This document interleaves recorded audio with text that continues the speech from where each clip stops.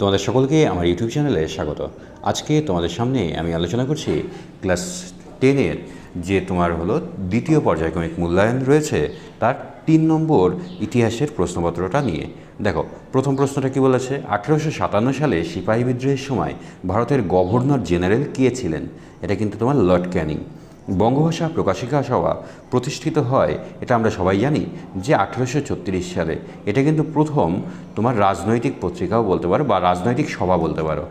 এবার ভারতে এখানে আলাদা গোত্রের উপাদান অর্থাৎ তোমার অমিল কিন্তু বুঝতে বলেছে। দেখো, গোরা, আনন্দমঠ, বর্তমান ভারত, এগুলো কিন্তু সবগুলোই উপন্যাস। তাহলে কোনটা হবে আলাদা গোত্র? ভারত মাতা, এটা কিন্তু চিত্র। ঠিক আছে। বর্ণপরিচয় প্রকাশিত হয়েছিল কবে? প্রকাশিত হয় 1855 সালে। বর্ণপরিচয় প্রকাশিত হয়। Indian association for the cultivation of science এর যে বিজ্ঞানী নোবেল পুরস্কার পেয়েছিলেন তিনি কে পেয়েছিলেন বলতো? সিভি রমন তোমার হলো নোবেল প্রাইজ পেয়েছিল। জাতীয় শিক্ষা পরিষদ 1906 এর সভাপতি ছিলেন কে ছিল? এটা কিন্তু তোমার রাসবিহারী ঘোষ। বেঙ্গল টেকনিক্যাল ইনস্টিটিউশন প্রতিষ্ঠিত হয় কত সালে? 1906 সালে প্রতিষ্ঠিত হয়। কোন আন্দোলনের আগে বারদৌলি সত্যাগ্রহ হয়েছিল বলতো? এটা কিন্তু তোমার আইন অমান্য আন্দোলনের আগে হয়েছিল। ওয়ার্কস অ্যান্ড প্রেজেন্ট পার্টি যুক্ত ছিল কোন আন্দোলনের সঙ্গে বলতো? এটা কিন্তু সাইমন কমিশন বিরোধী আন্দোলনের সঙ্গে। এআইটিইউসি অর্থাৎ অল ইন্ডিয়া ট্রেড ইউনিয়ন কংগ্রেসের প্রথম সভাপতি কে ছিল? সম্পাদক নয় কিন্তু সভাপতি। এটা কিন্তু লালা লাজপত রায়। বিভাগ ক্ষয়ে যে মেলানোটা আছে সেই মেলানোটা দেখো। হিন্দু মেলা কার সাথে জড়িত? এটা কিন্তু ন্যাশনাল পেপারের সঙ্গে জড়িত। ইউএন রায় অ্যান্ড সন্স এটা কবে হয়েছে বলতো? এটা কিন্তু 1895 সালে। সুরেন্দ্রনাথ বন্দ্যোপাধ্যায়, এটা কিন্তু তোমার ভারত সভা। বিভাগ গয়ে যে দুইয়ের প্রশ্নগুলো আছে সেই দুইয়ের প্রশ্নগুলো দেখো। 19 শতককে সভা সমিতির যুগ বলা হয় কেন? এগুলো আমরা চলো পিডিএফ থেকে দেখি। 19 শতকে সভা সমিতির যুগ বলা হয় কেন? 19 শতকে ব্রিটিশদের উদ্যোগে ভারতে পাশ্চাত্য শিক্ষার প্রসার ঘটে।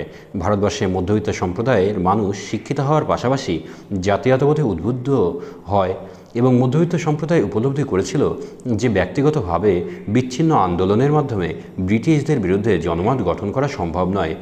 এই একমাত্র উপায় হিসাবে ঐক্যবদ্ধ আন্দোলন। এই সময় বাংলা, মাদ্রাস, বোম্বেতে অনেকগুলো সভা সমিতি গড়ে ওঠে। তাই এই কারণেই ডক্টর অনিল শীল 19 শতকের দ্বিতীয়ার্ধকে তোমার সভা সমিতির যুগ বলে অভিহিত করেছেন।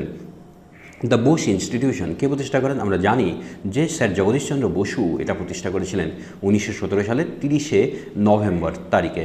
ঠিক আছে। চার্লস উইলকিন্স কে ছিলেন? চার্লস উইলকিন্স ছিলেন একজন বিখ্যাত ব্রিটিশ প্রাচ্যবিদ। তিনি প্রধানত বিখ্যাত হয়েছেন সংস্কৃত ভাষা ও সাহিত্যের গবেষণার জন্য। তিনি চলনশীল বাংলা হরফ নির্মাতা এবং পঞ্চানন কর্মকারের সহায়তায় তিনি এই হরফগুলো তৈরি করেছিলেন। বাংলার গভর্নর জেনারেল ওয়ারেন হেস্টিংসের নির্দেশে Nathaniel Brassey Halhed a grammar of Bengal language গ্রন্থটি ছাপার ব্যবস্থা করেন। 1778 খ্রিস্টাব্দে চুঁচুড়ায় তিনি একটি ছাপাখানা স্থাপনা করেন। এই কারণেই কিন্তু তাকে বাংলার গুটেনবার্গ বলা হয়ে থাকে। বাবা রামচন্দ্র কী কারণে বিখ্যাত হয়েছিলেন? বাবা রামচন্দ্র অসহযোগ আন্দোলনের সময় যুক্তপ্রদেশের একজন সন্ন্যাসী কৃষক নেতা ছিলেন।